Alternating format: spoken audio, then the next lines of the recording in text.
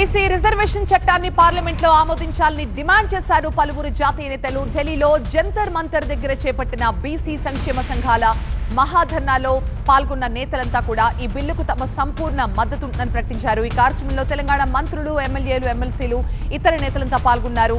ఇప్పుడే సీఎం రేవంత్ రెడ్డి కూడా ఆ ధర్నా చేస్తున్న ప్రాంగణానికి చేరుకున్నారు. మరి కాసేపట్లోనే రాహుల్ గాంధీ కూడా ఈ ధర్నాలో పాల్గొనబోతున్నారు. మహాధర్నా తర్వాత సీఎం రేవంత్ సారథ్యంలో మంత్రుల బృందం కేంద్ర మంత్రులతో భేటీ కాబోతున్నట్టుగా తెలుస్తోంది. బీసీ రిజర్వేషన్ల పెంపు చట్టానికి మద్దతు ఇవ్వాలని వారిని కోరబోతోంది. బీసీ రిజర్వేషన్ బిల్లు పార్లమెంట్లో ఆమోదం పొందేలాగా ప్రధాని మోదీనే బాధ్యత తీసుకోవాలని డిమాండ్ చేశారు.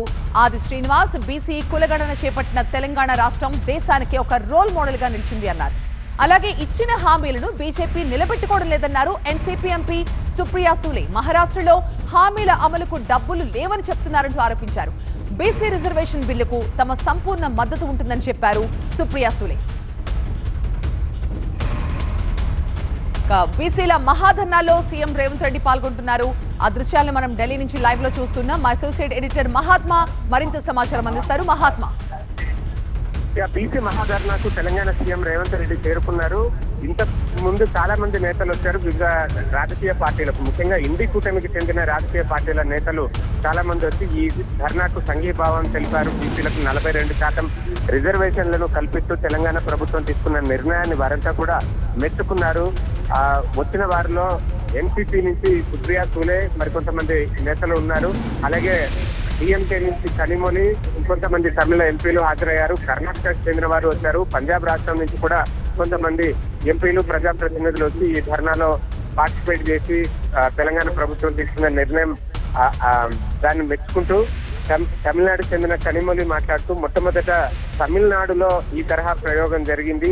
అక్కడున్న జనాభా నిష్పత్తిని అనుసరించి రిజర్వేషన్ల క్యాప్ 50% దాటి రాజ్యాంగంలో 9th షెడ్యూల్లో దాన్ని చేర్చిన రాష్ట్రం మొట్టమొదటి రాష్ట్రం తమిళనాడు బాటలో ఇప్పుడు తెలంగాణ కూడా వెళ్తుంది అంటూ వారు హర్షం వ్యక్తం చేశారు.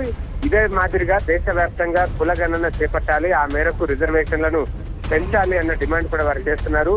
బీసీ ముఖ్యం ప్రధాని అని చెప్పుకునే నరేంద్ర మోదీ బీసీల కోసం ఏమీ చేయడం లేదంటూ విమర్శలు కూడా ఒకవైపు చేస్తూ వచ్చారు.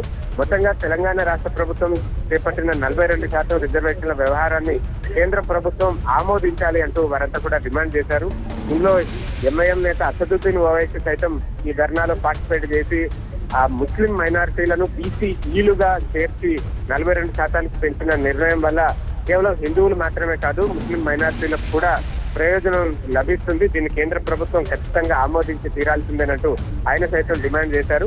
సో ఇక్కడికైతే ఇండి కూటమి నేతలు మాత్రమే వచ్చారని చెప్పవచ్చు. ఆ కూటమికి సంబంధించిన వివిధ పార్టీల ఎంపీలంతా కూడా ఇక్కడికి వచ్చి ఈ ధర్నాలో పార్టిసిపేట్ చేశారు. కొద్దిసేపటి క్రితమే సీఎం రేవంత్ రెడ్డి సైతం ఈ ధర్నా వేదికకు చేరుకున్నారు. కాసేపట్లో ఆయన ప్రసంగిస్తారు.